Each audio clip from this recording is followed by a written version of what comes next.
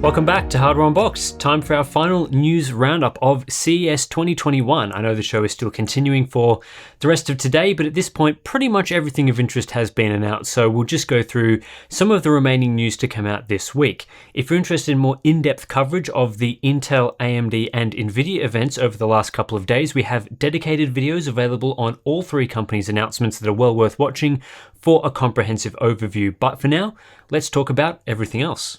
The first topic I wanted to touch on is something that we missed from the AMD event a few days ago, mostly because AMD didn't pre-brief us on this information. And that's the news that new Radeon RX 6000 series graphics cards are scheduled for the first half of 2021. But that's really all that AMD had to say on the matter, declining to provide any further details on what cards we can expect and when we can expect them. The expectation currently is that AMD's next set of GPU releases will be for mid-range cards like the RX 6700 series and possibly lower ranges as well, like the 6600 and 6500 series. These are all expected to be complemented by laptop variants, with AMD eventually set to respond to Nvidia's just announced RTX 30 laptop GPUs. You can see in AMD's announcement presentation that they've teased or perhaps revealed two new Radeon GPU designs that may be used for upcoming products. One is a dual fan card that would probably be suited to an RX 6700 type product, while the other is a short single fan card that you'd typically use on a lower end graphics card. We don't know if these exact designs will be used. It's possible AMD has used them just to visually distinguish new products from the existing triple fan Radeon RX 6800 and 6900 products. Why aren't AMD being specific about new products at this stage? Well, there's one simple reason for that, and that's 7nm supply constraints. It wouldn't make much sense for AMD to release lower tier products, which are usually lower margin as well, when they can't keep their high-end parts in stock for more than a couple of seconds. While GPUs are still flying off the shelves at ridiculously inflated prices, AMD has every incentive to maximize their profits from high-end parts rather than introducing something lower end. This is also why we are unlikely to see more budget-friendly Zen 3 CPUs until 7nm supply improves, and it's exactly what we've seen in the past with Intel CPUs when they were under severe 14nm supply constraints.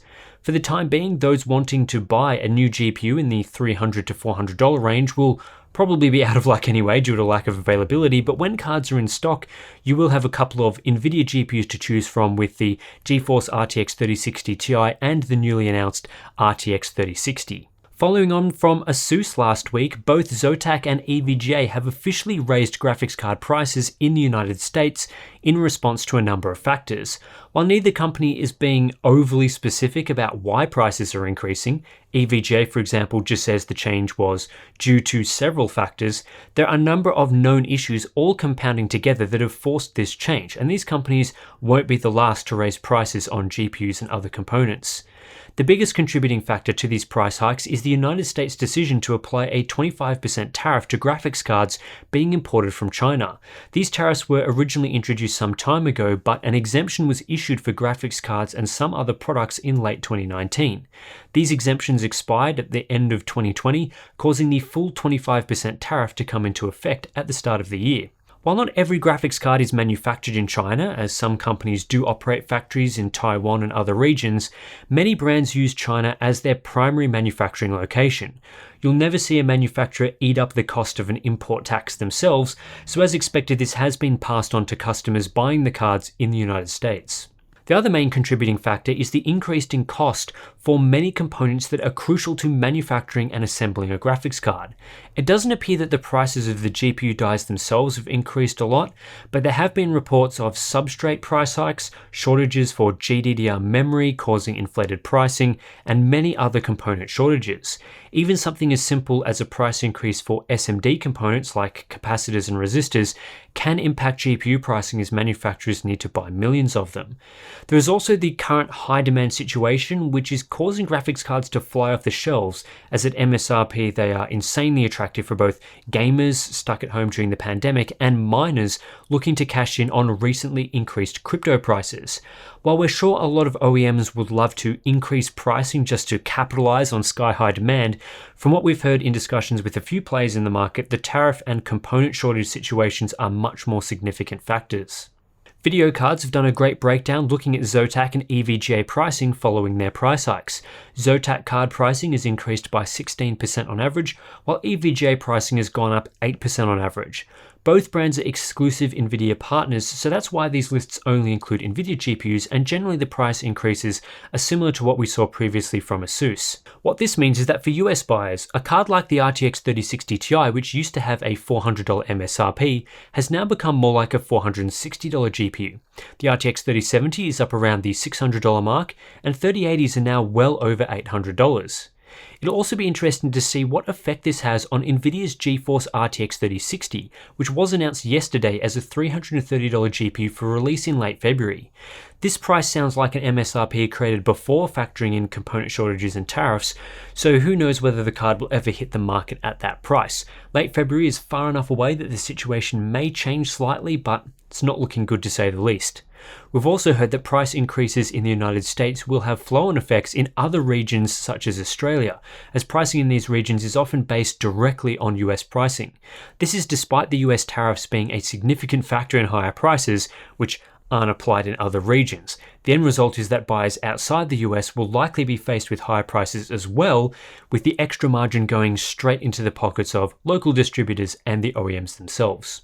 Next story is a simple one. Intel CEO Bob Swan is stepping down on February 15th and will be replaced with Pat Gelsinger, the current CEO of VMware. Swan has been in the CEO role since the start of 2019 when he replaced Brian Krzanich, and it's unclear what will happen to him after the transition takes place, although I assume he'll still be alive. New CEO Pat Gelsinger was actually a long-time employee and executive at Intel, holding various roles including Chief Technology Officer until he left the company in 2009. His 30-year career at Intel included overseeing some of the company's most successful processors in the Pentium, Core, and Xeon lines. Various people at Intel, as well as Gelsinger, all released fluffy statements about the move and thanked Bob Swan for their contribution to their company. Intel stock rose significantly in response to the news, with Intel's next financial call scheduled for January 21st before this CEO change takes place. While not really new information, today I did also want to talk briefly about Z590 motherboards, because this week we did actually receive a few early Z590 motherboards from MSI, which we can show off to you right now. In the last couple of days, I have received a few more concrete details on the improvements made with Z590 and also how these MSI boards differ from previous models. So you can see here we have the Z590 Ace and Z590 Tomahawk boards. The Ace is one of MSI's higher end products with the 16-phase VRM, doubled 8 phases, and an 8-layer PCB design. There's a really beefy VRM cooling solution here as well, which should help provide optimal performance. The Tomahawk is, as expected, MSI's more mainstream board with what MSI calls a 7-phase parallel circuit 14 design, or 7 phases with doubled components, and there is a 6-layer PCB.